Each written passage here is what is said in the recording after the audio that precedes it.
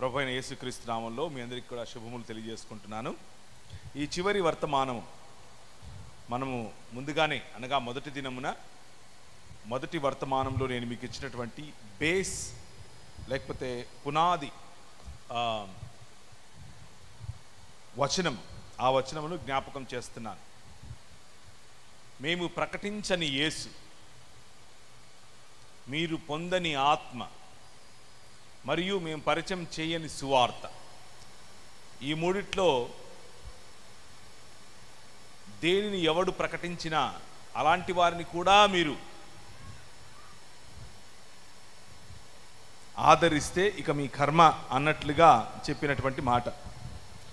ఈ సాయంకాల సమయంలో ప్రభువైన యేసుక్రీస్తు యొక్క ఆయన ఇచ్చినటువంటి రక్షణను జ్ఞాపకం చేసుకుంటూ ఆ రక్షణ సువార్త, మనం నమ్ముతున్నటువంటి రక్షణ సువార్తలో వస్తున్నటువంటి వక్రీకరణలు, ఆ వక్రీకరణలను ఏ విధంగా, లేకపోతే బైబిల్ గ్రంథం చెప్పేటటువంటి సరైనటువంటి సువార్త సమాచారం ఏమిటి అన్న విషయాన్ని మీ ముందు ఉంచుతాను. ఇప్పుడు 9 గంటలు అయ్యింది. కరెక్ట్గా 10 గంటలకు వదిలేస్తాను, మీరు మీ ఇళ్ళకి వెళ్ళిపోదురు. కానీ ఆ 1 గంట నాకే ఇవ్వండి, ఎక్కడికి ఇవ్వకండి, ఎవరికి ఇవ్వకండి.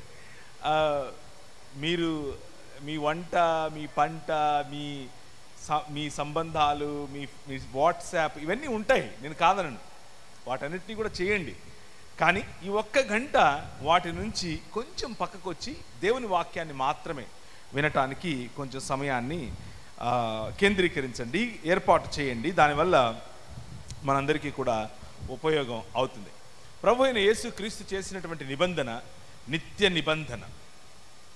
ప్రభువైన యేసుక్రీస్తు మానవులతో మరియు మానవులను తన తండ్రి అయినటువంటి దేవునితో ఐక్యపరచడానికి చేస్తున్నటువంటి నిబంధన నిత్య నిబంధన.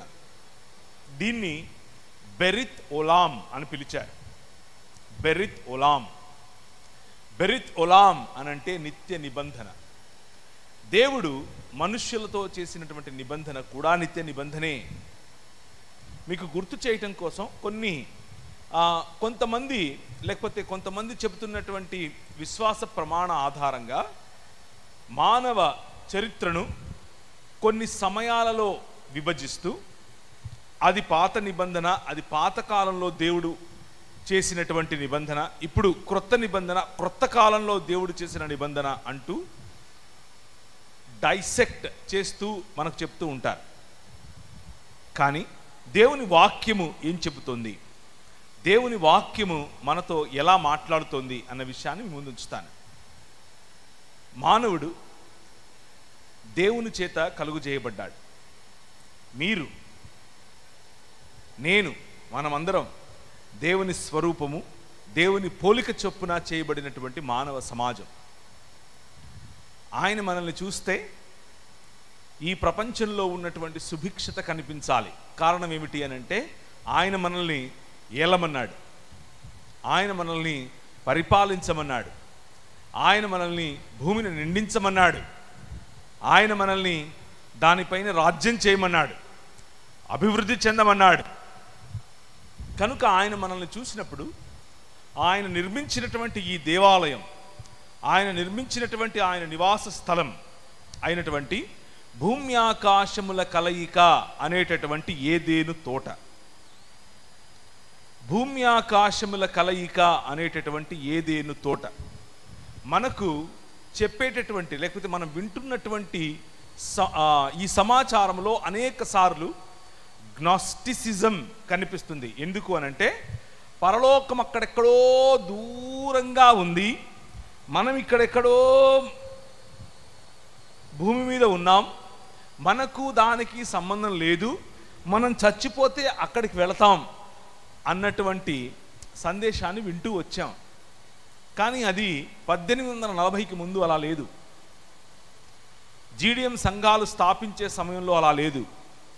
1790 మొదలుకొని ఈ ప్రాంతాల్లో జీడిఎం సంఘాలు, జీడిఎం నాయకులు మనకు వేసినటువంటి పునాది అది కాదు. మనకు వేసిన పునాది ఈ ప్రపంచాన్ని విడిచి ఎక్కడికో వెళ్ళటం కాదు. మనకు వేసిన పునాది అక్కడెక్కడో దేవుడు ఉన్నాడు, అక్కడికి మనం వెళ్ళాలి అనేది కాదు. మనకు వేసిన పునాది ఏమిటి అనేది మనం చూద్దాం. కానీ ప్రభు అయిన యేసుక్రీస్తు చెప్పినటువంటి మాటల్లో బెరిత్ ఓలాం, the eternal covenant of God, దేవుడు చేసినటువంటి నిత్య నిబంధనను మనం అర్థం చేసుకునే ప్రయత్నం చేద్దాం. ప్రభువు మనలను, ఈ భూమి ఆకాశముల యొక్క కలయికను, మానవుడు మరియు దేవుడు కలిసేటటువంటి, మానవుడు మరియు దేవుడు ఏకమయ్యేటటువంటి ఒక మందిర నిర్మాణం చేశాడు, ఒక ఆలయ నిర్మాణం చేశాడు. చింతావారిపేటలో చింతావారి కుటుంబ సభ్యులందరూ అన్నదమ్ములే, వీరందరూ కలిసి వారిని రక్షించినటువంటి, వారిని విమోచించినటువంటి దేవుడి కొరకు ఒక ఆలయం కట్టుకున్నారు. అలాగే దేవుడు కూడా మీరు కట్టుకోవటానికి ముందే, మీ ఆలోచనకు ముందే ఆయన ఒక ఆలోచనను, ఒక విశ్వ ప్రణాళికను వేశాడు. ఆ ప్రణాళిక ఏమిటి అని అంటే, మనుష్యులతో పాటి ఆయన వసించటం, మనుష్యులతో ఆయన కాపురం ఉండటం. ఆ మనుష్యులతో కాపురం ఉండేటటువంటి ప్రాజెక్టునే ఆయన ఆదాము హవ్వల ద్వారా మొదలుపెట్టాడు. కానీ మనుష్య సమాజానికి ప్రతినిధులైనటువంటి ఆదాము హవ్వలు, అనగా మనుష్య సమాజానికి మాత్రమే వారు ప్రతినిధులు కాదు సుమా, వారు దేవుని ఆలయంలో, దేవుడు నిర్మించినటువంటి దేవుని మందిరములో, దేవుడు నిర్మించినటువంటి తన ఇంటిలో దేవుని ప్రతినిధి మొదటి వచనం, దేవుని ప్రతిమ రెండవ వచనం, దేవుని ప్రతిబింబం మూడవ వచనం. ఈ మూడు విషయాలు జ్ఞాపకం చేసుకోండి, మీ మనసులో ఉండిపోవాలి. ప్రతినిధి, ప్రతిబింబం మరియు ప్రతిమ.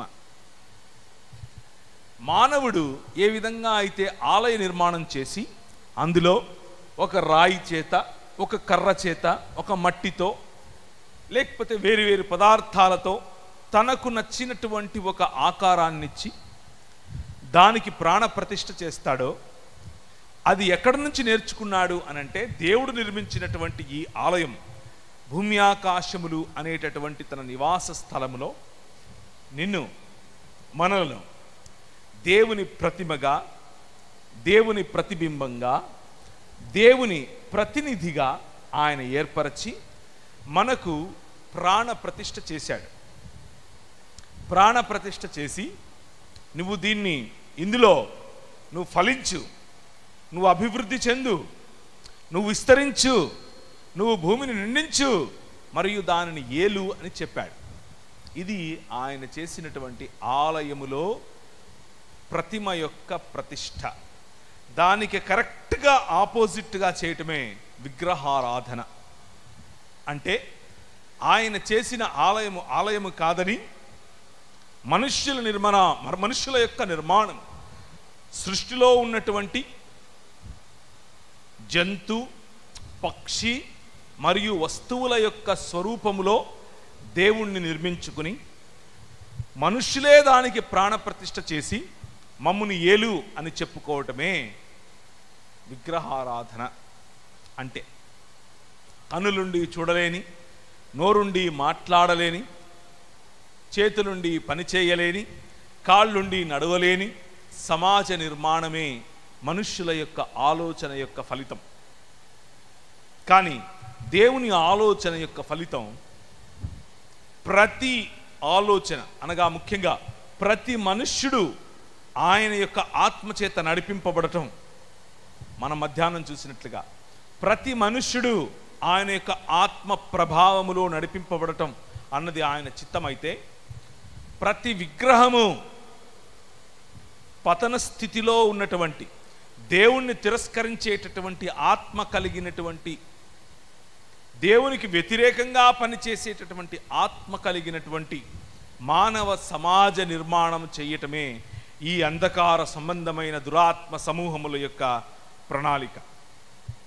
ఆ ప్రణాళికలో భాగంగా మీరు తొలచుకున్న, మీరు సరిచేసుకున్న, మీరు నిర్మించుకున్న వ్యవస్థలలో నుండి వాడు పనిచేస్తాడు.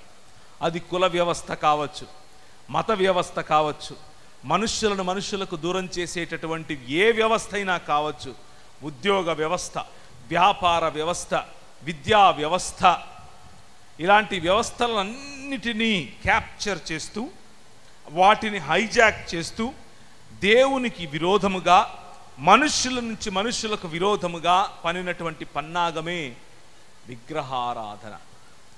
చాలామంది విగ్రహారాధన అనంటే ఏదో ఒక ఆకారమునకు చేసేటటువంటి ఆరాధన అని అనుకుంటారు.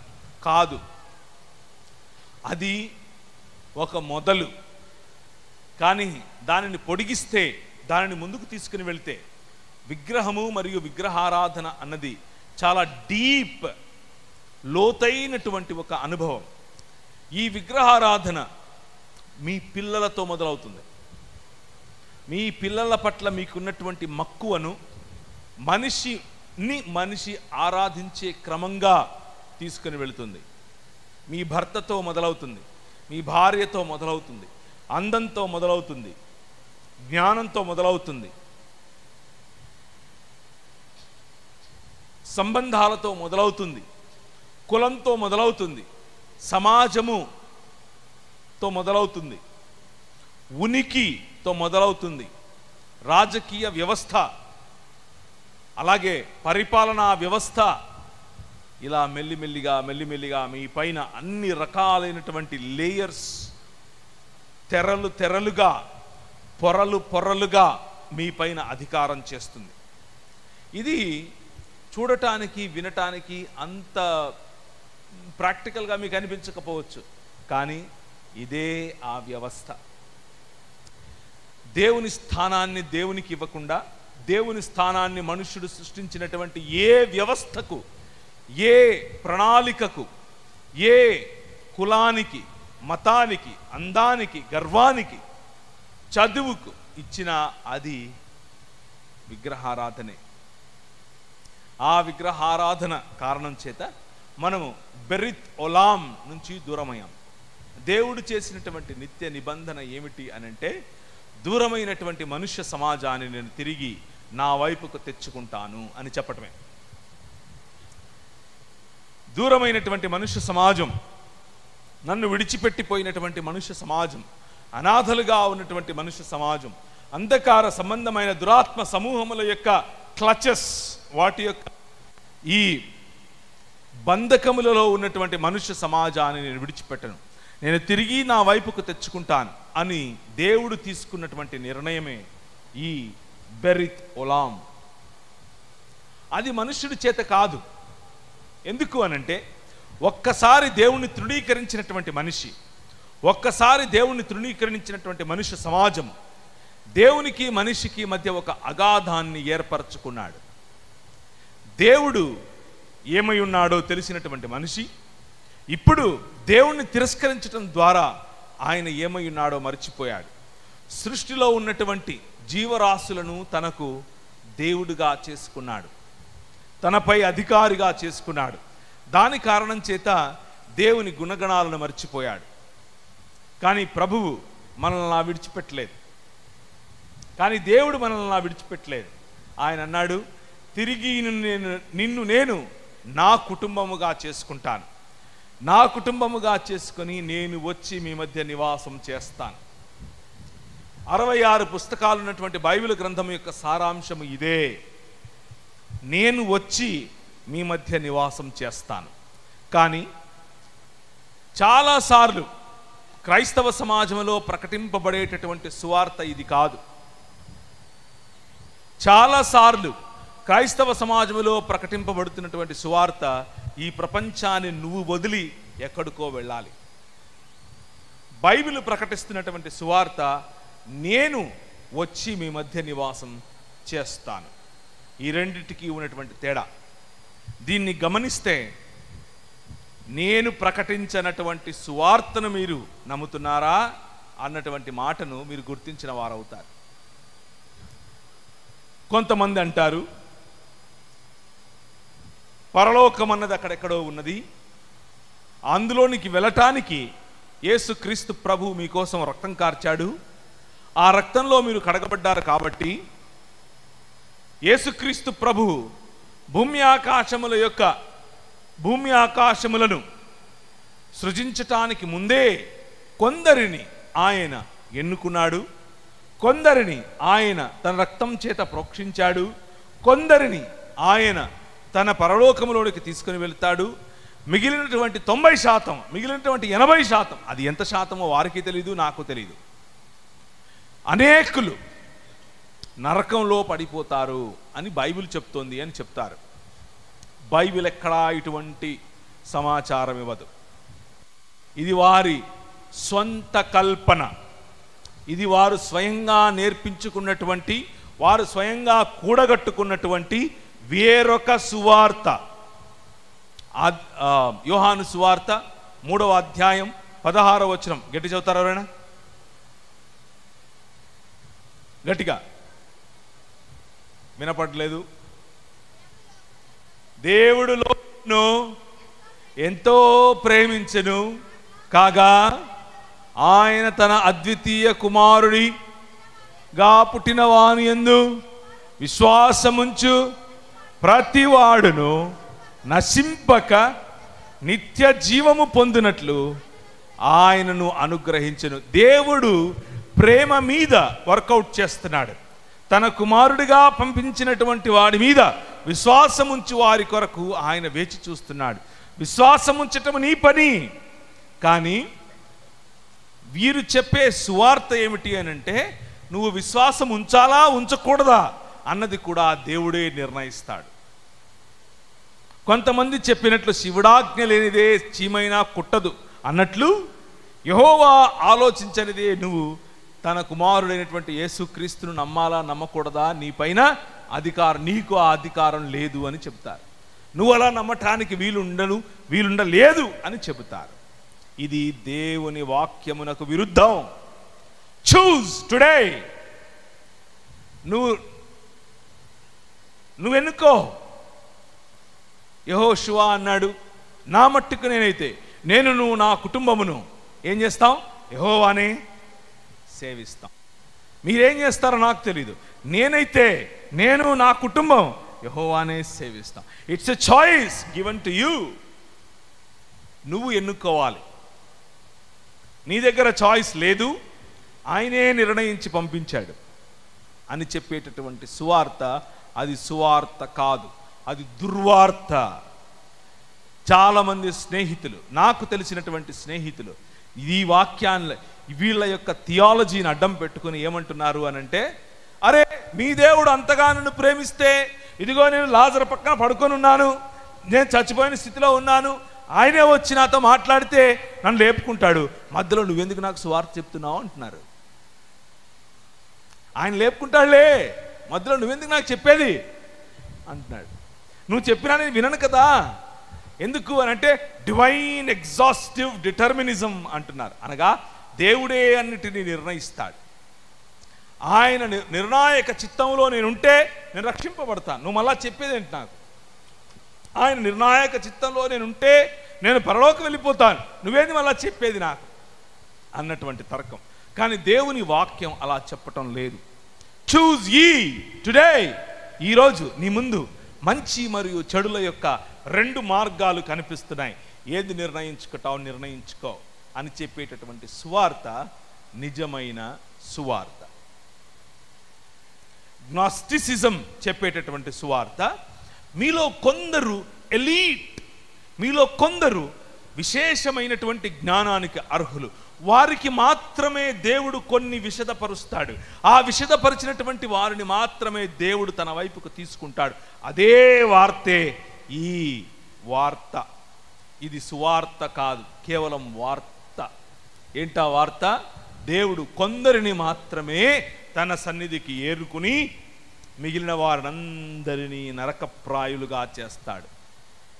కానీ బెరిత్ ఒలాం, ప్రపంచములకు, సృష్టి యావత్తుకు, సకల మానవ సమాజానికి ఆయన చేసినటువంటి ప్రతిజ్ఞ అది కాదు. ఆయన చేసిన ప్రతిజ్ఞ ఏమిటి? నేను మిమ్మల్ని విడిచిపెట్టను. ఎప్పుడెప్పుడు చేశాడు?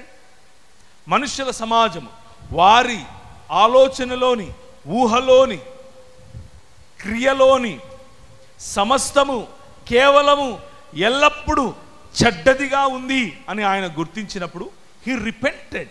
ఆయన బాధపడ్డాడు. ఏంట్రా వీళ్ళు ఇలా తయారయ్యారు, అని బాధపడిన తర్వాత మనుష్యులతో ఒక ఇంద్రధనస్సు లాంటిది క్రియేట్ చేసి దానిని ఒక సూచనగా వారికి ఉంచి అన్నాడు, నేను లయకారుణ్ణి కాదు, నేను మిమ్మల్ని రక్షిస్తాను, నేను మిమ్మల్ని తిరిగి నా కుటుంబముగా చేసుకుంటాను అని చెప్పి సమస్త మానవ జీవితానికి, సమస్త మానవ సమాజాలకు ఆయన ఒక సందేశాన్ని ఇచ్చాడు. ఏంటా సందేశం? I am not somebody that kills people. నేను లయకారుణ్ణి కాదు. I love humans.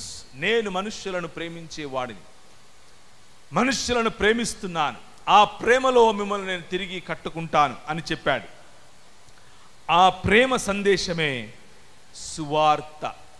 ఆ ప్రేమ సందేశమే దేవుడేర్చినటువంటి, దేవుడు మనకిచ్చినటువంటి సిలువను గూర్చిన వార్త. ఆయన నోవహుతో మొదలుపెట్టి ఆ కవనెంట్ నిబంధనను చేశాడు. ఆ తరువాత మనుష్యులు ఆయన్ని ఇంకా మెల్లిమెల్లిగా ఆయన ఏర్పరిచినటువంటి ఏదేను తోటలో ఏ గోడలు లేవు, ఏ కోటలు లేవు, మనిషికి మధ్య ఇలాంటి విభేదమేది లేదు, జంతువులు వచ్చి మనుషులను చంపేది. కానీ మనిషి ఏ క్షణమైతే దేవుణ్ణి తిరస్కరించాడో కోట గోడలు కట్టుకోవటం మొదలుపెట్టాడు, నగరాలు నిర్మించటం మొదలుపెట్టాడు.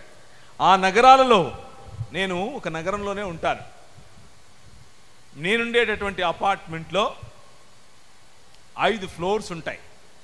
ఒక్కొక్క ఫ్లోర్లో 5 ఇళ్ళు ఉంటాయి. 5 ఇళ్ళు ఉన్నటువంటి 5 ఫ్లోర్స్లో నా పక్కన ఇంటివాడు ఎవరో కూడా నాకు తెలియనటువంటి పరిస్థితిలో నేను బ్రతుకుతాను. నా క్రిందింట్లో ఎవడుంటాడు, నా పక్కనింట్లో ఎవరుంటారు, నా ఎదురింట్లో ఎవరుంటారు, వారు పెట్టుకున్నటువంటి నేమ్ ప్లేట్స్ తప్ప నాకు తెలియదు.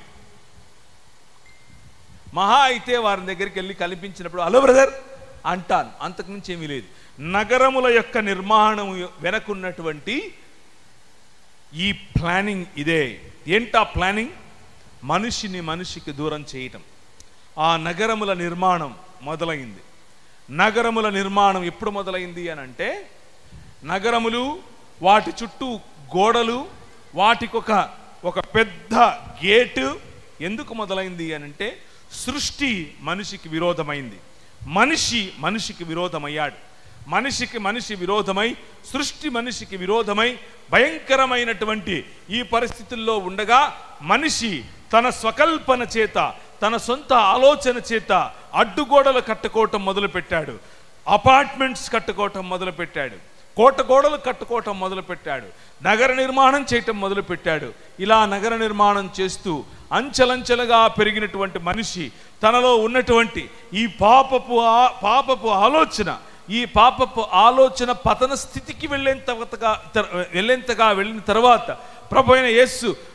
ప్రభు వారికి చేసినటువంటి నిబంధన, మిమ్మల్ని నా విడిచిపెట్టను అన్నటువంటి నిబంధన, ఆయన వారిని మిమ్మల్ని రక్షిస్తాను అని చెప్పినటువంటి నిబంధన. ఆ నిబంధన నోవహుతో మొదలై మనిషి సివిలైజేషన్ తర్వాత సివిలైజేషన్, అనగా నాగరికత తర్వాత నాగరికత ఆయన నిర్మిస్తూ వెళ్ళాడు. నిమ్రోదు సమయంలో పక్కన వాడి భార్య కావాలనుకున్నాడు. నిమ్రోదు సమయంలో ఒక్క భార్య సరిపోదనుకున్నాడు, ఒక్క స్త్రీ సరిపోదనుకున్నాడు, నాకు ఇంకా కావాలనుకున్నాడు. ఆటబొమ్మగా స్త్రీని మార్చాడు. ఆటబొమ్మగా స్త్రీని మార్చి తనకు ఆనందం ఇచ్చేటటువంటి ఒక ఆబ్జెక్ట్గా స్త్రీని మార్చి తెచ్చుకున్నాడు. అలా తండ్రి హయాములో, భర్త హయాములో, మరియు బాలుడు అనగా తనకు పుట్టినటువంటి కొడుకు హయాములో స్త్రీ బ్రతకాలి అన్నటువంటి నిర్ణయాలు చేసుకున్నటువంటి మనిషి నుంచి స్త్రీని రక్షించాలి, ఈ మనుష్య సమాజాన్ని రక్షించాలి. ఎలా? ఆయన చేసినటువంటి బెరిత్ ఒలాం ఎలా సమృద్ధిగా ప్రజలకు వెళ్ళాలి. ఈ నిమ్రోదు సమయం నుంచి కొంచెం ముందుకు వస్తే మెసొపొటేమియా సమాజం, మెసొపొటేమియా అనేటటువంటి నాగరికతలో మనుష్యులు దేవుణ్ణి ధిక్కరించి, దేవుణ్ణి తిరస్కరించి, వారు ఏర్పరచుకున్నటువంటి విగ్రహములను పూజిస్తూ స్త్రీలను దూరం పెడుతూ, స్త్రీలను ఆట వస్తువుగా చేసుకుంటూ, పిల్లలకు హక్కులు లేకుండా, పెద్దలకు హక్కులు లేకుండా, వయోవృద్ధులకు హక్కులు లేకుండా, నీ వయసు అయిపోయింది, నువ్వు చచ్చిపో అని చెప్తున్నట్లుగా విగ్రహములకు అర్పితములుగా వారి జీవితాలను నాశనకరమగు వారు కుదుర్చుకున్నటువంటి, వారు వేసుకున్నటువంటి తందూరి, లేకపోతే దాన్ని ఏమంటారు, నిప్పుల గుండా వెళ్ళేటటువంటి ఒక విధానాన్ని ఏర్పరచుకున్నారు. నిప్పుల గుండా వెళుతున్నారు. ఈ మెసొపొటేమియా సమాజంలో పెద్ద పెద్ద నగరాలు, పెద్ద పెద్ద విగ్రహాలు, పూజలు. కారణం మనిషి వాటన్నిటికీ బానిస అవటం, మనిషి వాటి ముందు తలవంచటం, స్త్రీని వాటి ముందు తలవంచేలా చేయటం, పురుషాహంకారంతో నేను మనిషినయ్యాను అనుకుంటున్నటువంటి పురుషుడు నిజానికి ఈ సృష్టికి బానిస అవటం, సృష్టికి బానిస అయినటువంటి పురుషుడు స్త్రీని బానిసగా చూడటం, పిల్లలను బానిసగా చూడటం, పెద్దవాళ్లను ఇక అవసరం లేని వాళ్ళగా చూడటం. అలా ఉన్నటువంటి పరిస్థితుల్లో ఒక్క కుటుంబాన్ని ఎన్నుకున్నాడు దేవుడు. ఆయన పేరే అబ్రహాము. అబ్రహాము, చిత్తము ప్రభా, come on, come out of this civilisation, ఈ నాగరికత నుంచి బయటికి రా, నేను నిన్ను ఒక మహా పట్టణము, ఒక మహా రాజ్యముగా చేస్తాను. మన ప్రయాణం పట్టణాల నుండి రాజ్యం వైపుకు, మన ప్రయాణం ఒక తోటలో నుండి పట్టణానికి వెళ్ళింది, ఇప్పుడు పట్టణాన్ని నుండి రాజ్యం వైపుకు ప్రయాణిస్తోంది. ఆ ప్రయాణములో అంతములో ఒక పట్టణమే దిగి వస్తుంది. తన భర్త కొరకు అలంకరింపబడినటువంటి ఒక పట్టణముగా, పెండ్లి కూతురు వలె పైనుంచి దిగి వచ్చేటటువంటి యెరూషలేము మన మధ్యలో దిగి వస్తోంది. అది ఒక పట్టణమే, కానీ ఆ పట్టణానికి చుట్టూ గోడలున్నప్పటికీ ఆకర్షణకే గోడలు. పట్టణానికి ఉన్నటువంటి గేట్స్ తెరవబడి ఉంటాయి. అందరి కోసం భూరాజులు వారి మహిమని మోసుకొని ఆ పట్టణములోనికి బయలుదేరతారు, ఆ పట్టణంలోనికి వస్తారు. అటువంటి ప్రయాణమే మానవ ప్రయాణం, అదే సువార్త. ఈ సువార్త చాలా సంకుచితముగా కేవలము 2 పాయింట్లలో చెప్పేటటువంటి సువార్త కాదు. ఈ సువార్త విశ్వ కళ్యాణానికి సంబంధించినటువంటి సువార్త. ఈ సువార్త మానవులను తిరిగి మనుష్యులుగా మార్చేటటువంటి సువార్త. ఈ సువార్త దేవుడు తన ప్రణాళికను సమృద్ధిగా ఈ ప్రపంచములో నిర్వర్తించేటటువంటి సువార్త. ఆ సువార్త మనకు అందిందా లేదా అనేదే ప్రశ్న. మెసొపొటేమియా నాగరికతలో దేవుడు మనుష్యుని తిరస్కరించిన కారణం చేత దేవుడు ఏర్పరచుకున్నటువంటి అబ్రహాము తన కుటుంబము ద్వారా ఆయన చెప్పాడు, 400 పైచిలుకు సంవత్సరాలు నీ పిల్లలు, నీ పిల్లల పిల్లలు వాళ్ళు ఐగుప్తు దేశంలో ఉంటారు. మెసొపొటేమియా ఈ ప్రపంచాన్ని ఏలేటటువంటి సూపర్ పవర్గా ఉంది. ఇప్పుడు ఆ సూపర్ పవర్ అన్నది మెసొపొటేమియా నుంచి ఐగుప్తు వైపుకు వెళుతోంది.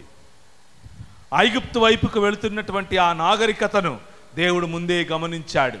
నేను ఆ ఐగుప్తు ద్వారా, ఐగుప్తులో మీ పిల్లలను పంపించడం ద్వారా నేను ఈ ప్రపంచాన్ని ఆశీర్వదించేటటువంటి నేను, ఐగుప్తు ద్వారా ఈ ప్రపంచాన్ని ఆశీర్వదిస్తానని చెప్పినటువంటి దేవుడు అబ్రహాము కుమారుడైనటువంటి యోసేపును అక్కడికి ముందే పంపించాడు. కరువు కాలములో మనకేదైనా భోజనము దొరుకుతుందా అన్నటువంటి ఆలోచనలో వెళ్ళినటువంటి ఇశ్రాయేలు పిల్లలు అక్కడ 400 పైచిలుకు సంవత్సరాలు అభివృద్ధి చెందారు, విస్తరించారు. భూమిని నిండించేంతగా లక్షలాదిగా వారి యొక్క జనాభా పెరిగింది. వారిని చూసినటువంటి ఐగుప్తు రాజు ఫెరో అన్నాడు, వీరు విస్తారమైనటువంటి జనంగా వెళుతున్నారు, వీరిపై అన్యాయము చేయండి. అన్యాయం, సువార్త అన్యాయమునకు వ్యతిరేకముగా వచ్చినటువంటి వార్త.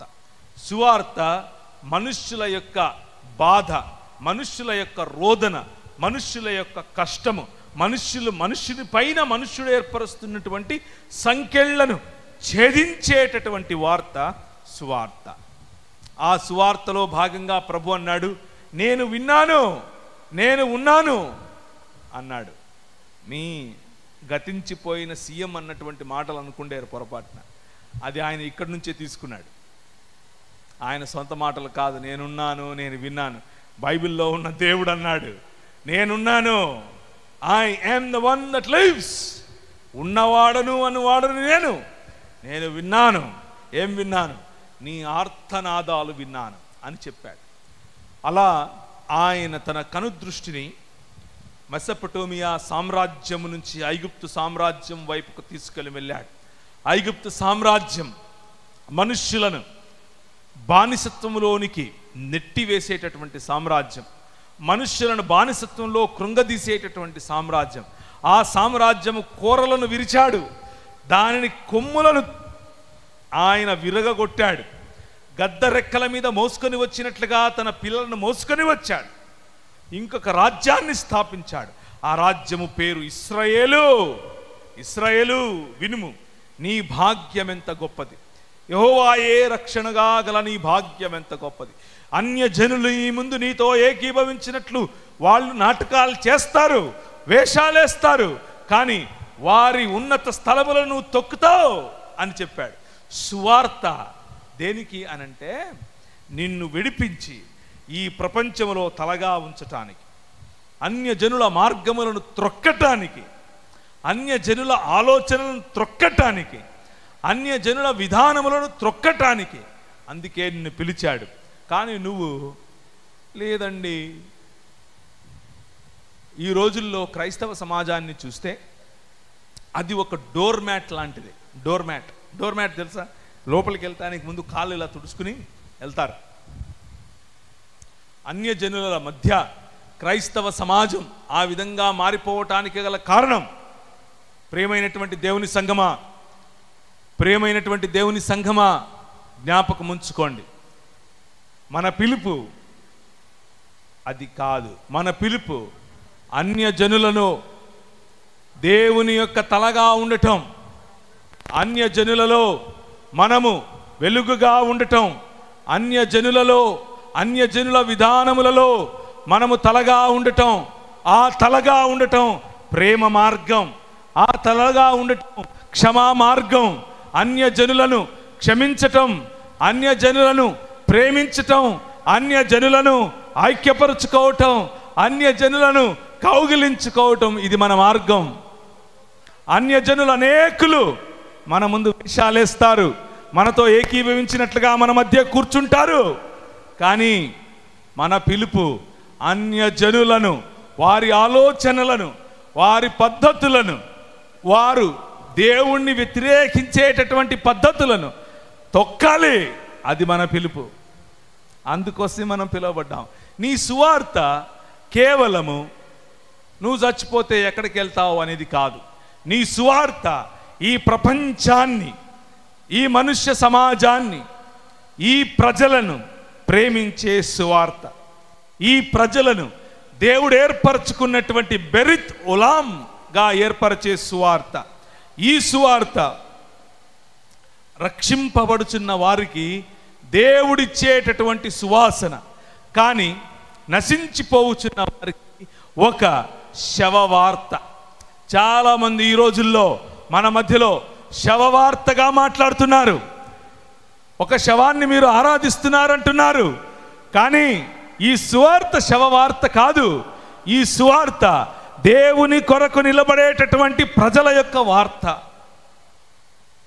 దేవుని ప్రేమను చాటేటటువంటి వార్త, దేవుని ప్రేమను చాటే వార్తలో భాగంగా మనం యోసేపు ఏ విధంగా అయితే ఈ ఇశ్రాయేలు సమాజం కోసం మాత్రమే కాకుండా ప్రపంచం యావత్తు కోసము తను నిలువ చేసినటువంటి వనరులను ఇచ్చాడో, పంచాడో, ఆ విధంగా మనం ప్రపంచానికి కావలసినటువంటి వనరులను పంచటం కోసం ఇక్కడ ఉన్నాం. కేవలం క్రైస్తవ సమాజం మాత్రమే, మళ్ళీ చెప్తున్నాను, క్రైస్తవ సమాజం మాత్రమే ఆ సమాజంలో సభ్యులు కాని వారి కోసం ఉనికిలో ఉంది. మళ్ళీ చెప్పనా, కేవలం క్రైస్తవ సమాజం మాత్రమే ఆ సమాజంలో సభ్యులు కాని వారి కోసం ఉనికిలో ఉంది. మన పరిస్థితి, మన పిలుపు ఏమిటి అని అంటే, మన సమాజంలో లేని వారి కోసం మన బాధ, మన సమాజంలో లేని వారి కోసం మన తపన, మన సమాజంలో లేని వారి కోసం మన వనరులను పంచటం, అదే క్రీస్తు పిలిచినటువంటి పిలుపు. ఆ పిలుపులో భాగంగానే బెరిత్ ఓలాంలో భాగంగానే యోసేపు ఐగుప్తు సమాజంలో ఉన్న వారిని ఆశీర్వదించాడు. ఐగుప్తు ద్వారా ప్రపంచములను ఆశీర్వదించాడు. దేవుడు మనుషులను ఏర్పరచుకుంటాడు, కానీ ఆ మనుషులను ఏర్పరచుకొని భూమిలో నుండి తీసేసి ఇంకేదో ప్రపంచంలోనికి తీసుకొని వెళ్ళటం కోసం కాదు.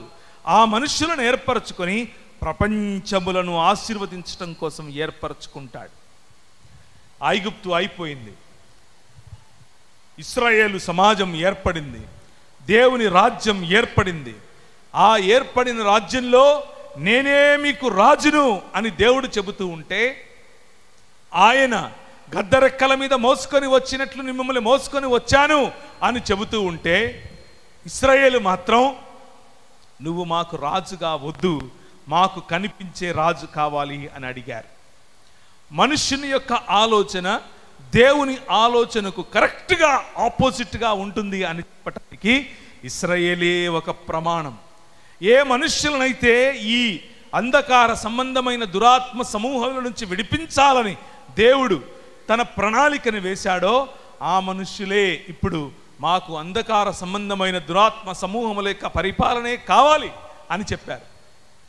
నువ్వొద్దు, ఆయన అన్నాడు నేను నీకు రాజును, ఐ యామ్ ద కింగ్ అంటే ఇశ్రాయేల్ అంది కాదు కాదు, మాకు కనిపించే రాజు కావాలి. మా రాజు వెళుతూ ఉంటే ముందు ఇద్దరు గుండాలు వెనక ఇద్దరు గుండాలు వెళ్ళాలి. మా రాజు కారు వెళుతూ ఉంటే ముందొక కారు వెనక కారు వెళ్ళాలి. మా రాజు కోటు విప్పితే వెనక తీసుకోవటానికి కొంతమంది ఉండాలి. మా రాజు ఆయన షూస్ విప్పితే తిప్పి పెట్టడానికి కొంతమంది ఉండేట్లుగా మేము ఏర్పాటు చేసుకోవాలి. మా కళ్ళ ముందు కనిపిస్తున్నటువంటి అనేక రాజ్యాలలో ఏ విధంగా రాజులు ఉన్నారో అలాంటి రాజే మాకు కావాలి అన్నాడు. ప్రభు అన్నాడు, నేను కదా నీకు రాజు, ఐ యామ్ ద కింగ్, నేను కదా మిమ్మల్ని సంరక్షించేవాడిని. లేదు లేదు, మాకు ఆ రాజే కావాలి. సరే తీసుకోండి, మీ కర్మ, తీసుకోండి అన్నాడు. వారికి రాజునిచ్చాడు, సౌలునిచ్చాడు.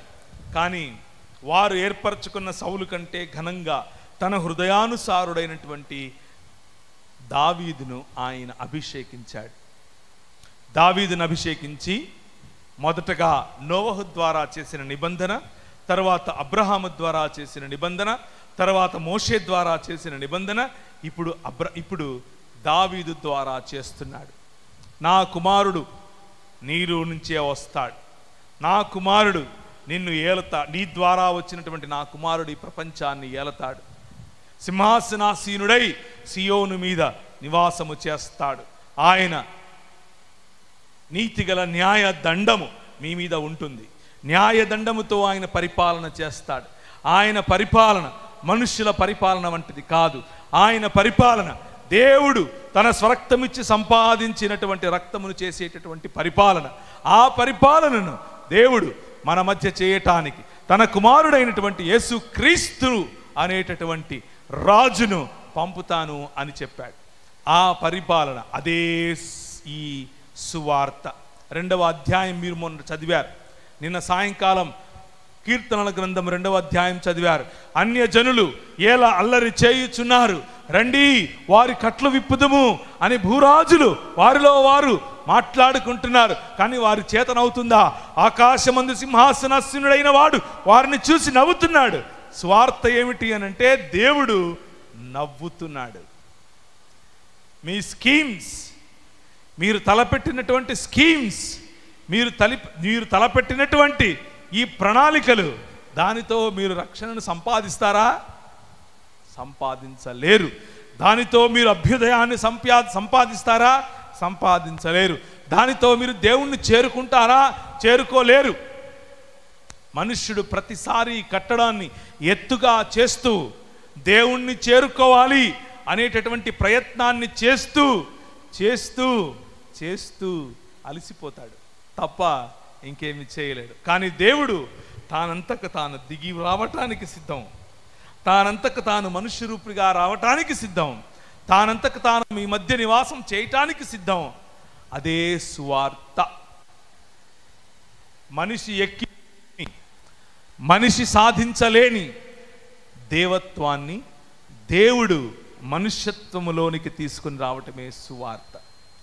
మనిషి సాధించాలని ప్రయత్నం చేస్తూ ఓడిపోయినటువంటి దేవత్వమును ఓడిపోయినటువంటి పరిస్థితిలో దేవుడు మనుష్యత్వాన్ని ధరించుకొని మనుష్యుల కోసం ఏర్పరిచినటువంటి రాజ్యమే ఈ దేవుని రాజ్య సువార్త. అదే ప్రభు అయిన యేసుక్రీస్తు చెప్పినటువంటి సువార్త. మార్కు సువార్త 1వ అధ్యాయం 14వ వచనంలో ప్రభు అయిన యేసుక్రీస్తు అన్నాడు, కాలము సంపూర్ణమైంది గనుక, కాలము సంపూర్ణమైంది కాబట్టి ఆయన దేవుని రాజ్యము సమీపించి ఉన్నది, మారు మనస్సు పొంది. ఇప్పుడు చదవండి. దేవుని గూర్చిన సువార్తను ప్రకటించాడు ప్రభు అయిన యేసుక్రీస్తు. ప్రభు అయిన యేసుక్రీస్తు ప్రకటించింది కూడా సువార్తే. ప్రభు అయిన యేసుక్రీస్తు మరణ పునరుత్థానాలను ప్రకటించడం మాత్రమే సువార్త అని అనుకునేవారు పొరబడుతున్నారు. ప్రభు అయిన యేసుక్రీస్తే సువార్తను ప్రకటించాడు. ఏంటా సువార్త అనంటే దేవుని రాజ్యం.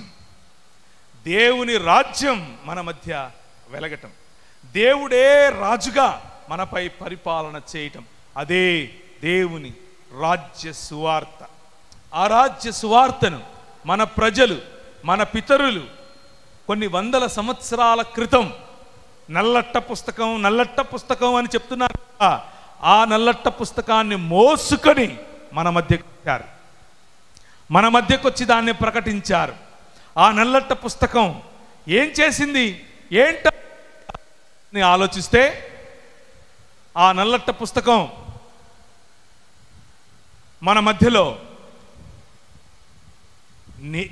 ఏర్పరచినటువంటి ప్రజలను ఇక్కడ చనిపోతే ఇంకెక్కడికో వెళతారు అని చెప్పేందుకు మాత్రమే కాదు, కానీ ఈ ప్రపంచములను దేవుని నివాస యోగ్య స్థలముగా చేయటం కోసం ఆయన చేసినటువంటి ఒక ప్రణాళిక.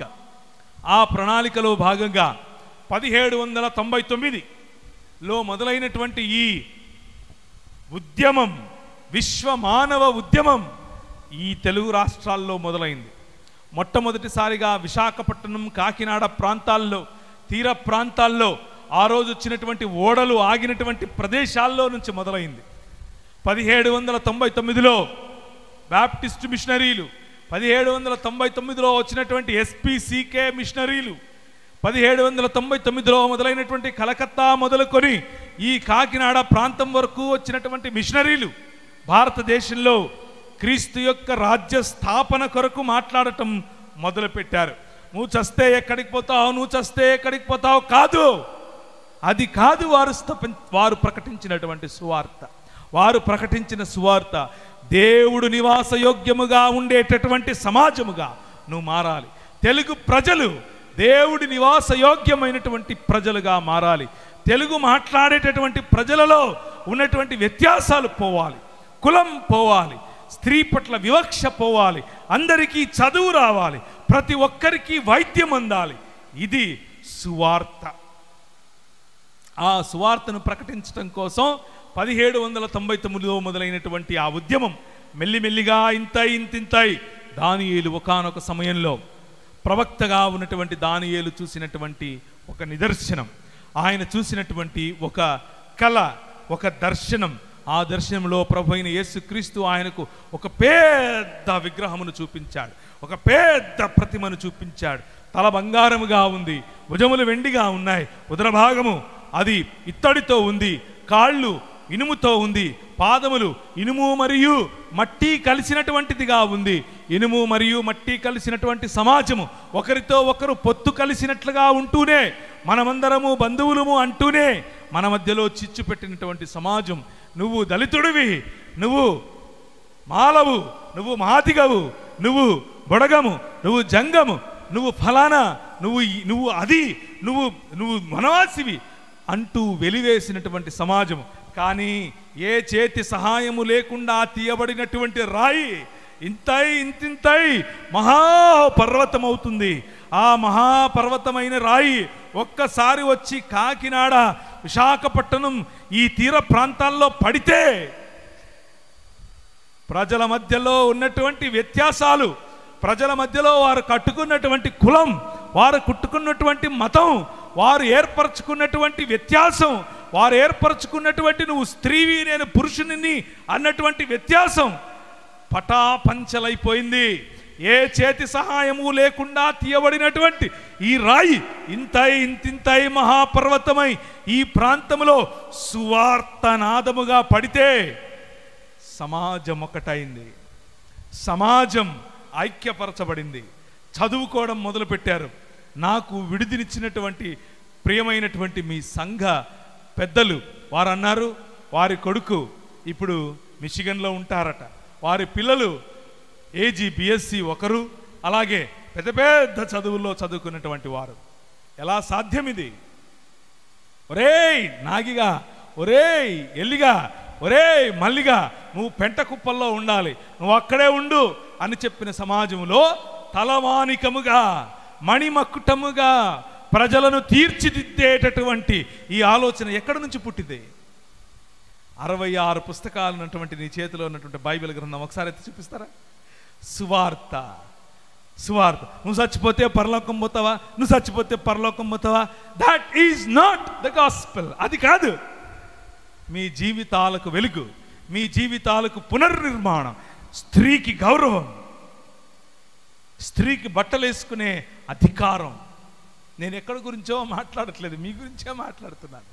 ఈ తీర ప్రాంతాల్లో కాకినాడ, విశాఖపట్నం, అలాగే పైకి వెళితే ఒడిస్సా, కిందికి వెళితే బందరు ప్రాంతం, ఒంగోలు వరకు స్త్రీలు బట్టలు వేసుకోవటానికి, పై వస్త్రం వేసుకోవటానికి అధికారం ఉండేది కాదు. ఇప్పుడు చూడండి, చక్కగా సీతాకోక చిలకల్లాగా మంచి మంచి చీరలు కట్టుకొని మంచి మంచి బ్లౌజులు వేసుకుని వచ్చారు. కారణం ఏంటంటారు? ఒకసారి మీ బైబిల్ ఎత్తి చూపిస్తారా? This is the reason. ఇది కారణం. ఈ బైబిల్ కారణం చేత మీరు మాత్రమే కాదు, మీ చుట్టుపక్కల ఉన్న వాళ్ళందరూ చీరలు కట్టుకుంటున్నారు, మీ చుట్టుపక్కల వారందరూ జాకెట్లు వేసుకుంటున్నారు, గౌరవప్రదమైనటువంటి జీవన విధానాన్ని జీవిస్తున్నారు. కారణం ఏంటంటారు? సువార్త. ఈ సువార్త ఒక వెలుగు వలె వెలిగింది కాబట్టి 1799 మొదలుకొని వచ్చినటువంటి సువార్త మన జీవితాల్లో అభ్యుదయాన్ని, మన జీవితాల్లో వెలుగును, మన జీవితాల్లో చదువును తీసుకొచ్చింది. కాబట్టి మనం ఈరోజు అడుగుతున్నాం, మన పిల్లలు అమెరికా, ఆస్ట్రేలియా, న్యూజిలాండ్, లండన్ వగేరా వగేరా వగేరా ప్రాంతాల్లో బ్రతుకుతున్నారు. కారణం ఏంటి? నువ్వు సస్తే పరలోకం పోతావా, నేను యేసు ప్రభు తీసుకొని ఎక్కడికి వెళ్తాడు, అది కాదు. మనిషి మనిషిగా బ్రతకాలి, మనిషి నిజమైన మనిషిగా బ్రతకాలి. You are in the image of God. నువ్వు దేవుని స్వరూపం, నువ్వు దేవుని పోలిక, ఆయన పోలికలో చేయబడినటువంటి నీవు, ఆయన స్వరూపంగా చేయబడినటువంటి నీవు, సకల హక్కులు కలిగినటువంటి నీవుగా బ్రతకాలి. ఈ మానవ సమాజం అంధకార సంబంధమైనటువంటి దురాత్మ సమూహముల చేత చిక్కబడినటువంటి సమాజం ఏర్పరిచినటువంటి విధి, ఏర్పరిచిన విధానం ఏమిటి? బ్రాహ్మణస్య ముఖం ఆసీత్, అనగా తలలో నుంచి పుట్టినవాడు బ్రాహ్మణుడు, ఛాతిలో నుంచి పుట్టినవాడు క్షత్రియుడు, ఉదర భాగంలో నుంచి పుట్టినవాడు వైశ్యుడు, కాళ్ళలో నుంచి పుట్టినవాడు శూద్రుడు. నువ్వు ఏదీ కాదు, నువ్వు చెప్పులు, నువ్వు బయట ఉండాలి, ఇంట్లోకి సంబంధం లేదు నీతో అని చెప్పారు. అది ఈ ప్రపంచం ఇచ్చేటటువంటి సువార్త. కానీ 66 పుస్తకాలు ఉన్నటువంటి నీ బైబిల్ గ్రంథం, నువ్వు చదువుతున్నటువంటి బైబిల్ గ్రంథం, నీ పిల్లలకు నువ్వు నేర్పుతున్నటువంటి బైబిల్ గ్రంథం, దానికి ఉన్నటువంటి విశిష్టత ఏమిటో తెలుసా? అది చెప్పే సువార్త ఏమిటో తెలుసా? నువ్వు స్త్రీవైనా, నువ్వు పురుషుడివైనా, నువ్వు ఎవరివైనా సరే, దేవుని స్వరూపము, దేవుని పోలిక, గాడ్ లవ్స్ యూ. దేవుడు నిన్ను ప్రేమిస్తున్నాడు. దేవుడు నిన్ను కోసం ప్రాణం పెట్టాడు. ఎంతగా ప్రేమిస్తున్నాడంటే తన కుమారుణ్ణి సైతం ఇచ్చాడు. అలాంటి సువార్త, ఆ సువార్త ఈ సమాజాన్ని కట్టింది. ఆ సువార్త స్త్రీలకు గౌరవాన్ని ఇచ్చింది. ఆ సువార్త అందరికీ చదువునిచ్చింది. ఆ సువార్త అందరికీ వైద్యాన్ని ఇచ్చింది. ఉదయం చూస్తే ఉదయం నుంచి సాయంత్రం వరకు బడి, అదే బడి సాయంత్రం అయ్యే వరకు ఆసుపత్రి అయ్యేది. ఆసుపత్రి అయి ప్రజలకు మెడిసిన్ ఇచ్చింది. మీ ఊరు నుంచి దాదాపు 100 కిలోమీటర్ల దూరంలో ఏలూరు ప్రాంతం. ఆ ఏలూరు ప్రాంతానికి ఒక జమీందారు రాయబహద్దూర్, ఆ రాయబహద్దూర్ గారికి ఒక భార్య. ఆమెకు కడుపు వచ్చింది, కడుపుతో ఉంది. కానీ బిడ్డ తిరగబడిందని ముందే తెలుసుకున్నారు.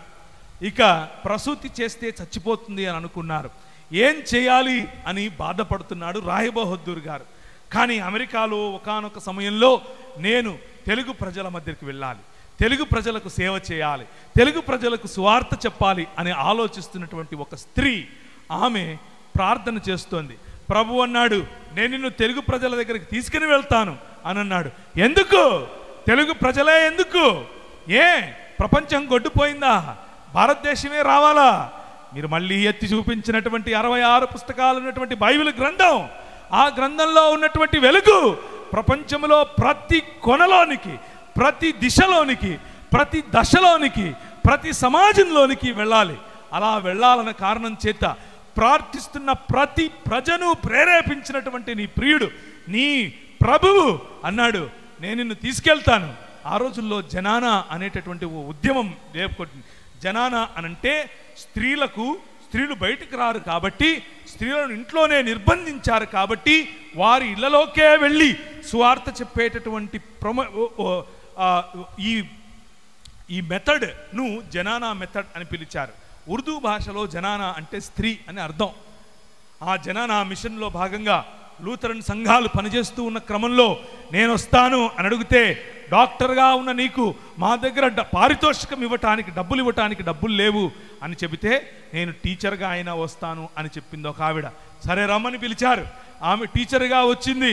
జనానా మిషన్లో భాగంగా ఇళ్ళకు వెళుతూ ఉంటే రాయబహద్దూర్ ఆమెను చూసి, ఏమ్మా నువ్వు మా ఇంటికి వచ్చి టీచింగ్ చేస్తున్నావు, నువ్వు డాక్టర్ అని విన్నాను, నా భార్యకు సహాయం చేస్తావా అని అడిగాడు. ఆమంది, నేను వచ్చిందే ఇందుకోసం, ఐ లవ్ యువర్ పీపుల్, నీ ప్రజలంటే నాకు ఇష్టం. నువ్వు రాయబహద్దూరుగా ఉండి సుంకము పన్ను వసూలు చేసేంత వరకు మాత్రమే నీ పని నువ్వు చేస్తున్నావు. నా దేవుడు ఈ ప్రపంచమునకు రాయబహద్దూర్, ఈ ప్రపంచానికే ఆయన రాజు. ఆయన సుంకాన్ని వసూలు చేసి కాదు, తన రక్తాన్ని ఇచ్చి కాపాడేటటువంటి రాజు. నేను వస్తాను అని చెప్పింది. తనని ఇంటికి తీసుకెళ్ళాడు. ఆమె ఇంటికి వెళ్ళింది. ఆ ప్రసూతిలో లేకపోతే తన భార్య పడుతున్నటువంటి బాధలో ఆమె మందులు ఇచ్చింది, ఆమె సహాయం చేసింది. సహాయం చేస్తూ ప్రతిరోజు సాయంకాలం వెనుకొస్తూ ఉంటే ఆమె ధరించుకున్నటువంటి తెల్లటి వస్త్రాలు ఇంటికి వెళ్ళగానే పచ్చగా అయిపోతున్నాయి, పసుపచ్చగా మారిపోతున్నాయి. వెనక భాగం అంతా పసుపచ్చగా అవుతుంది. ఏంటబ్బా ఇది? ప్రతిరోజు నేనేమో బాగా వాష్ చేసుకుని మంచిగా దాన్ని శుభ్రపరచుకుని వెళ్తున్నాను, ఒక డాక్టర్గా ఎనికొచ్చిన వెంటనే నేను వేసుకున్న డ్రెస్సు ఎందుకు పసుపచ్చగా మారుతుంది అని చూస్తే, మ్లేచ్ఛ జాతికి చెందిన స్త్రీ నా ఇంటికి వచ్చింది అని పసుపు నీళ్లు చల్లారు మన సాంస్కృతిక అభ్యుదయవాదులు. ఇది మనకు నేర్పిన సువార్త. కానీ తన దేశం కాదు, తన ప్రజలు కాదు, తన భాష కాదు, తన ప్రాంతం కాదు, కానీ ప్రజలను ప్రేమించటానికి తన ప్రభువు ఇచ్చినటువంటి ఒకే ఒక చైతన్య మార్గం, ప్రజలను ప్రేమించటానికి తన ప్రభువు ఇచ్చినటువంటి ఒకే ఒక రక్షణ మార్గం, ప్రేమ మార్గం. ఆ మార్గాన్ని ఎంచుకున్నటువంటి యానీ కుగ్లర్ గారు ఈ ప్రాంతానికి వచ్చి తెలుగు ప్రజలను ప్రేమించి ఆమె ఇంటికి వెళ్ళేటప్పుడు పసుపు నీళ్లు చల్లినా అది అవమానంగా తీసుకోకుండా ప్రజలను అక్కునకు చేర్చుకున్నటువంటి వార్త సువార్త. ఇది సువార్త. ఈరోజు దురదృష్టకరంగా చాలా బాధతో నేను ఈ మాట చెప్తున్నాను. సువార్త సేవకులము అని చెప్పుకునేటటువంటి వారు యూట్యూబుల్లో వాడు అరుస్తున్నాడా, నేను డబల్గా అరుస్తాను. వాడు కొడతాడా, నేను డబల్గా కొడతాను. ఆడు బూతులు ఆడుతున్నాడా, నాకంటే ఎక్కువ బూతులు వాడు ఆడగలడా అని చూపించేటటువంటి పోటీతత్వం మనకు కనిపిస్తుంది. అది కాదు సువార్త. సువార్త ప్రేమ, సువార్త మనిషిని ప్రేమించటం, సువార్త మనిషికి కావలసిన అవసరతను తీర్చటం. ఒకసారి అందరు లేచి నిలబడతారా? చాలాసేపు కూర్చున్నారు. మీకు విషయం తెలుసో తెలీదో కానీ 1 గంట 5 నిమిషాలు అయిపోయింది మీరు కూర్చొని. కాబట్టి ఇంకొక 15 నిమిషాలు మాట్లాడటానికి ముందు పైకి నిలబెట్టాను. పరలోకమందున్న మా తండ్రి అనేటటువంటి ప్రార్థన నాతో పాటు చెప్పండి. 1 2 3. పరలోకమందున్న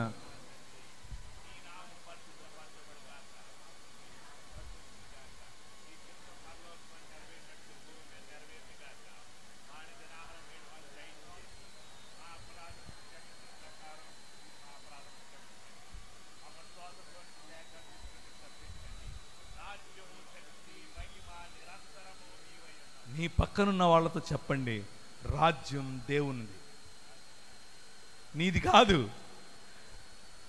నీది కాదు, మనిషిది కాదు, రాజ్యం దేవునిది. దయచేసి కూర్చోండి. మనకు నేర్పించిన ప్రార్థన పట్టెడు అన్నం మా అనుదిన ఆహారం. ఇదే క్రైస్తవం, ఇదే క్రైస్తవం, ఇదే సువార్త. సువార్త నీ పక్కనున్నవాడు భోంచేశాడా లేదా అని చూడటమే.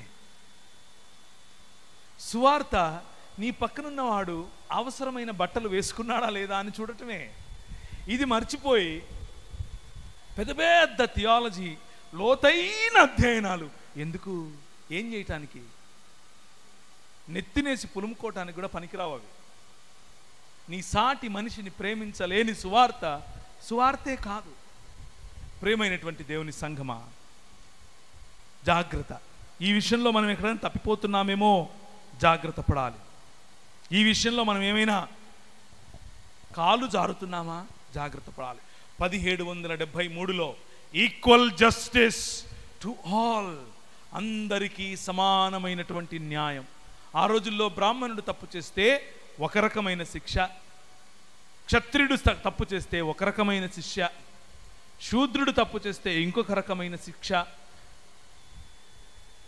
అలాగే పంచముడు, చెప్పులుగా భావించిన వాడు తప్పు చేస్తే మరణదండన లాంటివి ఈ ప్రపంచంలో, ముఖ్యంగా మన దేశంలో ఉండేది.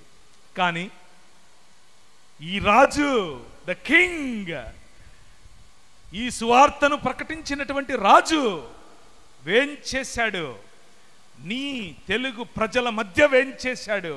1773లో అందరికీ సమానమైనటువంటి తీర్పు, ఈక్వల్ జస్టిస్ టు ఆల్, న్యాయం అందరికీ సమానమే. ఆ రోజుల్లో శూద్రుడు చైరు మీద కూర్చోవటానికి వీల్లేదు. చైరు మీద కూర్చుంటే వాడి పిరుదులు కోశారు. శూద్రుడు అనంటే పొరపాటున మీరు మాల, మాదిగా, బుడగల, జంగమ, దాసరి అనుకుండేరు. కాదు, శూద్రులు అంటే ఎవరు? రెడ్డి, వెలమ, కామ్మ, కాపు వగైరా వగైరాలు అందరూ శూద్రులే. వాళ్ళకు కూర్చోవటానికి హక్కు లేదు, వారికి పరిపాలించే హక్కు లేదు, వారికి భూమి హక్కు లేదు. కానీ ఎవరిచ్చారు ఆ హక్కు? నీ రాజు, your king. Equal justice to all. 1795లో అందరికీ ఆస్తి హక్కునిచ్చాం. ఎవరిచ్చారు? మనం. ద కింగ్డమ్ ఆఫ్ గాడ్, దేవుని రాజ్యం. ఇదంతా సువార్త కాదంటారా? ఇది సువార్త, ఇదే సువార్త. ప్రజలు అనుకుంటారు ఇది సోషల్ సువార్త, ఇది సాంఘిక సువార్త. ఇంకొంతమంది అనుకుంటారు ఇది మారల్ సువార్త. ఇంకొంతమంది అనుకుంటారు ఇది ఎథికల్ సువార్త.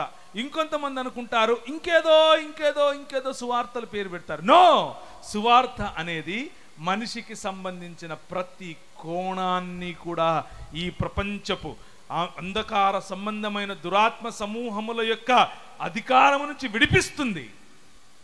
సాంఘికంగా విడిపిస్తుంది, మానసికంగా విడిపిస్తుంది, రోగముల నుండి విడిపిస్తుంది, పాపము నుండి విడిపిస్తుంది. అన్ని రకాలుగా మనిషిని సంపూర్ణ మనిషిగా చేయటమే సువార్తకున్నటువంటి ప్రత్యేకమైన లక్షణం. ఈరోజు చెప్తున్నటువంటి సువార్త ఏంటి? ఈరోజు చెప్తున్న సువార్త ఏంటంటే, నువ్వు దేవుని యొక్క ఆ పరలోకంలోనికి వెళ్ళాలనుకుంటున్నావా? నీ చైన్ తీసివేయి, నీకు 2 చైన్లు ఇస్తాడు. ఇది సువార్త. ఇది సువార్త కాదు, ఇది దుర్వార్త. మొలకు అడుగుతాడు నీ పిల్లలను, బయలుదేవుడు అడుగుతాడు నువ్వు సంపాదించిన ధనాన్ని, కియ్యు దేవత అడుగుతుంది నీ చేతిలో ఉన్నటువంటి నూనెను, నక్షత్ర దేవత అడుగుతుంది నీ వస్తువులను. ఏమిచ్చి నేను యెహోవా నిన్ను దర్శించుదును? వేలాది నదులంతా విస్తార తైలమిత్తునా? ఇదంతా మనుషుల యొక్క మనుషులు అడుగుతున్నటువంటి ప్రశ్నే. దానికి సమాధానంగా ప్రభు అంటున్నాడు, మనుష్యుడా ఎన్నిసార్లు చెప్పాలరా నీకు? ఎన్నిసార్లు చెప్పినా నీకు అర్థం కాదా? టీవీలో నుంచి అడుగుతున్నారు, మీ దగ్గరకు వచ్చి అడుగుతున్నారు, నువ్వు అది ఇస్తే నేను ఇది ఇస్తా, నువ్వు అది ఇస్తే నేనేమైనా ఒక ట్రాన్సాక్షనల్ దేవుణ్ణి అనుకుంటున్నారా? నాతో మీరు వ్యాపారం చేస్తారా? మనుష్యుడా ఏది ఉత్తమమో నీకు ముందే చెప్పాను కదా. మీకా గ్రంథంలో ఆయన చెప్పాడు, న్యాయమును జరిగించుటయు, కనికరమును ప్రేమించుటయు, దీన మనస్సు కలిగి నీ దేవుడైన యెహోవా ఎదుట జీవించుటయు. ఇంతే కదా నిన్ను అడుగుతున్నాను. ఇంతకు మించి నేను అడిగానా? ఓ మతం కట్టెత్తున్నావు ఏంటి నువ్వు?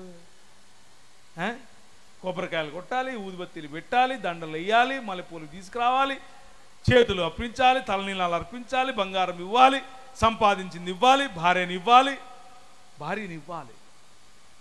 మతం నువ్వు కట్టుకున్న భార్యను 7 రోజులు 7 రాత్రులు బ్రాహ్మణుడి దగ్గర పడుకోబెట్టాలని చెప్పింది.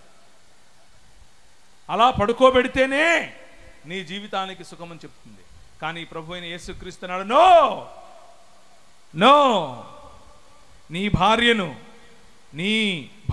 నువ్వు పెళ్లి చేసుకున్న భార్యను ఎప్పుడు నీ దాన్ని ఏమంటారు, బ్రాహ్మణుల దగ్గర పడుకోబెట్టడానికి అవసరం లేదు.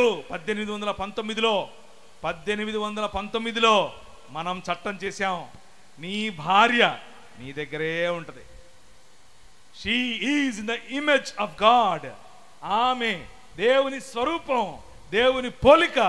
బ్రాహ్మణుడి దగ్గరికి వెళ్ళి పడుకోవాల్సిన అవసరం లేదు. ఈ కృణ్వంతో విశ్వమార్యం అన్నటువంటి ఒక శ్లోకం, దాని అర్థం ఏమిటంటే, ఈ ప్రపంచాన్ని ఆర్యీకరణ చెయ్యాలి అన్నటువంటి దిశగా వెళుతున్నటువంటి ఈ బ్రాహ్మణిజం ప్రపంచంలో అందరినీ వారి యొక్క DNA ప్రకారం కనాలి అని చెప్పి వారు ఏర్పరచుకున్నటువంటి ఆ కాన్స్టిట్యూషన్, వారు ఏర్పరచుకున్నటువంటి ఆ చట్టాన్ని తిరగరాసింది ఎవరు? దేవుని రాజ్యం. ఇంతై మహాపర్వతమై ఈ ప్రపంచంలో ఉన్నటువంటి సిస్టమ్స్ని తుత్తునీయులుగా పడగొట్టినటువంటి దేవుని రాజ్యం ఈ తీర ప్రాంతాలకు వచ్చింది. ఈ తీర ప్రాంతాలకు రావటం కారణం చేత మీ భార్యలను బ్రాహ్మణుల దగ్గర పడుకోబెట్టాల్సిన అవసరం లేదు. 1830లో ప్రజలను, పిల్లలను బలులు అర్పించాల్సిన అవసరం లేదు. 1833లో పిల్లలను బలులు అర్పించాల్సిన అవసరం లేదు. అదొక చట్టం. అలా నువ్వు చేస్తే అది చట్టపరంగా నేరం అని తీసుకొచ్చిన చట్టం మనం తీసుకొచ్చిందే. 1835 ప్రతి ఒక్కరికి ఆంగ్ల భాషలో చదువు. అదేంటి? సనాతనంగా ఉన్నటువంటి మా ధర్మానికి వ్యతిరేకంగా పనిచేస్తున్నారన్నారు. ఏంటా సనాతనంగా ఉండే ధర్మం అనంటే, మీరు సంస్కృతంలో మాత్రమే శ్లోకాలు చెప్పాలి, మీరు ఇది. అరే, సంస్కృతంలో శ్లోకాలు చెప్తే మాకు ఎలా అర్థమవుతుంది? సరే నువ్వు చెప్పు, న్యూటన్స్ థియరీ ఫస్ట్ లా చెప్పు సంస్కృతంలో. నాకు రాదు. సెకండ్ లా చెప్పు. నాకు రాదు. థర్డ్ లా చెప్పు. నాకు. అందుకే మాకు ఇంగ్లీష్ ఎడ్యుకేషన్ కావాలన్నారు. అందుకే మన పిల్లలు ఈరోజు అమెరికా, ఆస్ట్రేలియా, అందుకే న్యూజిలాండ్, అందుకే లండన్, ప్రతి చోట భారతీయులు ముప్పుడిగా ప్రతి చోట ఉండడానికి గల కారణం ఏంటో తెలుసా? నీ రాజు, యువర్ కింగ్ నీ రాజు ప్రకటించినటువంటి రాజ్య సువార్త. నువ్వు చచ్చిపోతే ఏడిపోతావు, నువ్వు చచ్చిపోతే ఏడిపోతావు, అది కాదు. దట్ ఈజ్ రిలిజన్, అది మతం. రాజ్య సువార్త, ప్రజలకు సంబంధించినటువంటి సువార్త. 1833లో నాన్ డిస్క్రిమినేషన్ యాక్ట్ మనం తీసుకొచ్చాం. కూర్చోవటానికి హక్కు శూద్రునికి 1835లో మనం తీసుకొచ్చాం. 1891లో శారదా యాక్ట్, లేకపోతే చిన్నపిల్లలకు పెళ్లి చేయటానికి వీలు లేదు అని చెప్పినటువంటి యాక్ట్ మనం తీసుకొని వచ్చాం. అది దేవుని రాజ్యములో భాగం. 1891, 1913లో రైట్ టు ఎడ్యుకేషన్, 1913లో slavery abolishment act, breast tax. Breast tax ఎంతమంది విన్నారు? చేయబెట్టండి. సినిమాలు కూడా తీశారండి ఈ మధ్య. స్తనాల బరువును చూసి దానికి ట్యాక్స్ వేయటమే బ్రెస్ట్ ట్యాక్స్ అంటే.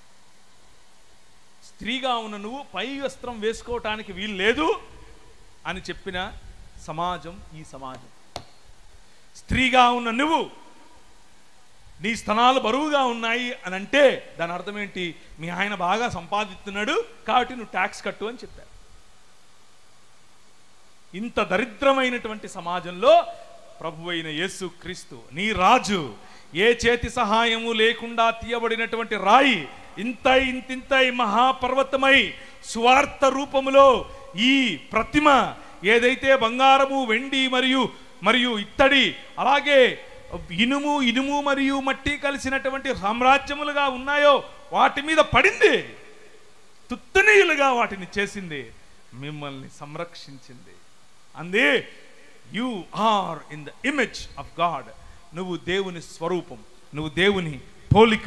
కాబట్టి 1988లో ముత్తులక్ష్మిరెడ్డి నిలబడుకుని 1930 చిల్లరలో ముత్తులక్ష్మిరెడ్డి మొట్టమొదటిసారి ఆ మెడ్రాస్ ప్రెసిడెన్సీలో ఉన్నటువంటి దాన్ని ఏమంటారు విధానసభలో నిలబడుకుని ఆంధ్రజోగిని యాక్ట్ అనేది ప్రతిపాదించింది. ఆంధ్రజోగిని యాక్ట్ అంటే ఏంటి? మన ప్రజలను, మన పిల్లలను వాళ్ళు అర్ధనగ్నంగా వారి ముందట వాళ్ళు డాన్సులు వేయాలట, వారి పిల్లలను కనాలట, కానీ పెళ్ళిళ్ళు చేసుకోవటానికి వీల్లేదు. వాళ్ళకి మొగుళ్ళు ఉండరు కానీ పిల్లలు ఉంటారు. ఎందుకు? మా స్థల పురాణం చెప్పింది అని అంటారు.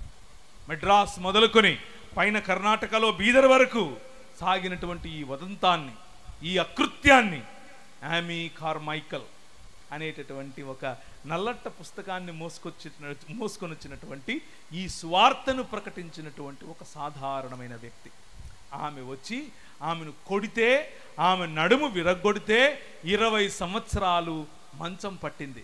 20 సంవత్సరాల్లో 20 సంవత్సరాలు 20 పుస్తకాలు స్త్రీయోద్ధరణ కోసమే పనిచేసింది, స్త్రీయోద్ధరణ కోసమే పుస్తకాలు రాసింది. అది that is the Kingdom of God and that is your king. నీ రాజు అది. నువ్వు చస్తే పరలోకం పోతావా, నువ్వు చస్తే పరలోకం పోతావా? ఎక్కడున్నాం మనం? జీడిఎం సంఘాలకు వేసినటువంటి పునాది ఇది కాదు. జీడిఎం సంఘాలకు వేసినటువంటి పునాది మానవోద్ధరణ. జీడిఎం సంఘాలకు వేసినటువంటి పునాది ప్రపంచోద్ధరణ. జీడిఎం సంఘాలకు వేసినటువంటి పునాది నీ చుట్టుపక్కల ఉన్నటువంటి ప్రజల యొక్క బాగు. ఇందులో భాగంగా అన్నీ బాగున్నాయి. క్రిస్మస్ వచ్చింది, పండుగలు వస్తున్నాయి, అన్నీ వస్తున్నాయి పోతున్నాయి. అమ్మ ఎక్కడుందో తెలీదు, అమ్మ తిందో లేదో తెలీదు, అత్త ఎక్కడుందో తెలీదు, అత్తకు భోజనం పెట్టడం ఇష్టం లేదు. నేను మాత్రం ఆదివారం రాగానే మంచిగా తయారై బైబిల్ పెట్టుకుని ఎక్కడికి వెళ్తాను? Do you think that is gospel? అది అనుకుంటున్నారా గాస్పల్ అంటే? No, that is religion. అది నీ మతం. మతంలో ఉంటే పోతావు, ఎందుకు పనికి రాకుండా పోతావు. సువార్త మతం కాదు మిత్రమా. సువార్త మనిషిని ప్రేమించటం, సాటి మనిషిని గౌరవించటం. నీ సొంత అత్తను ప్రేమించలేవు, నీ సొంత అమ్మను ప్రేమించలేవు, నీ భార్యకు భయపడి అమ్మకు సహాయం చేయలేవు. ఎందుకు నీ బతుకు? ఏం చేయటానికి? పరలోకమందున్న మా తండ్రి నీ రాజ్యం వచ్చునుగా అని ప్రార్థన చేస్తావు. ఎక్కడొచ్చింది నీ ఇంట్లో? ఎక్కడొచ్చింది? దేవుని రాజ్యం, దేవుని రాజ్యమును గురించిన సువార్త. కొంతమంది సువార్త ఎలా ఉంటుంది అని అంటే, నువ్వు యేసు ప్రభు దగ్గరికి వస్తే ఆయన నీకు బెంచి కారిస్తాడు, ఆయన నీకు పెళ్లి చేస్తాడు, నీ మొగుడు ఎర్రగా పొడుగ్గా ఉండేలా చేస్తాడు, నీ భార్య ఇంత పొడుగు జడతో వస్తుంది. అది సువార్త కాదు, అది మార్కెటింగ్ టెక్నిక్. అది మీకు తెలుసు, నాకు తెలుసు, కానీ దానికి పడతారు. సువార్త ఏంటి? సువార్త నీ పొరుగువాడిని ప్రేమించటం, నీ పొరుగువాడికి ఇంత అన్నం పెట్టడం, నీ పొరుగువాడికి వాడిని కౌగిలించుకోవటం, నీ పొరుగువాడితో కలిసి సహపంక్తి భోజనాలు చేయటం. ఇదే సువార్త. నీ పొరుగువాడిని ప్రేమించలేని సువార్త ఏం సువార్త? దేవుని రాజ్య స్థాపన ఎలా సాధ్యం? దేవుని రాజ్య స్థాపన సాధ్యం నీ పొరుగువాడిని ప్రేమించినప్పుడే. దేవుని రాజ్య స్థాపన సాధ్యం అందరికీ విద్య పంచినప్పుడే, అందరికీ వనరులు పంచినప్పుడే. ఈ లోక మర్యాదలో ఉన్నటువంటి ప్రతి అంధకార సంబంధమైన దురాత్మ సమూహముల అధికారము నుండి బయటికి వచ్చినప్పుడే. అలా బయటికి రావటానికి గల ఏకైక మార్గం, నీ రాజు నీకు ఇచ్చినటువంటి మార్గం, నీ పొరుగువాడిని ప్రేమించటం, నీ పొరుగువాడితో కలిసి సహజీవనం చేయటం, ప్రేమించటం, గౌరవించటం. అందరికీ సమానమైనటువంటి జీవన విధానం, అందరికీ సమానమైనటువంటి హక్కులు, అందరికీ సమానమైనటువంటి ఆస్తి, అందరికీ సమానమైనటువంటి విద్య, అందరికీ సమానమైనటువంటి వైద్యం, వగేరా వగేరా వగేరా. ఇదే కదా సువార్త. ఇది సోషల్ సువార్త కాదు, ఇదే బైబిల్ సువార్త. ఆఖరిగా ముగించడానికి ముందు ఒక్కసారి యెషయా గ్రంథం 61 చదివి ముగిస్తాను. యెషయా గ్రంథం 61వ అధ్యాయం. ఒకరోజు ప్రభు అయిన యేసు క్రీస్తు తన వాడుక చొప్పున ఒక సమాజ మందిరానికి వెళ్ళాడు. సమాజ మందిరానికి వెళితే ఆయన చేతికి ఒక యెషయా గ్రంథపు చుట్టనిచ్చారు. ఆయన తీసి చదువుతున్నాడు. ఇది లూకా సువార్త 4వ అధ్యాయంలో మీరు చూడొచ్చు. ఏం చదువుతున్నాడు అంటే ఇప్పుడు చదవండి. 61వ అధ్యాయం యెషయా గ్రంథం. ప్రభువగు యెహోవా ఆత్మ నా మీద ఉన్నది, దీనులకు సువర్తమానమును ప్రకటించుటకును యెహోవా నన్ను అభిషేకించెను, నలిగిన హృదయము గల వారిని దృఢపరచుటకును, చెరలోనున్న వారికి విడుదల కలుగజేయుటకును, బంధింపబడిన వారిని విముక్తి ప్రసాదించుటకును, యెహోవా హితవత్సరమును ప్రకటించుటకును,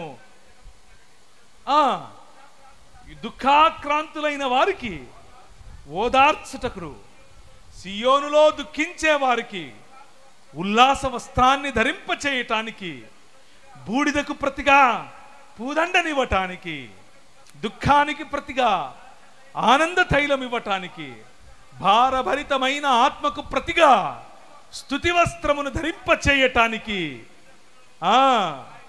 ఆయనను this is what gospel is. ఇదే సువార్త.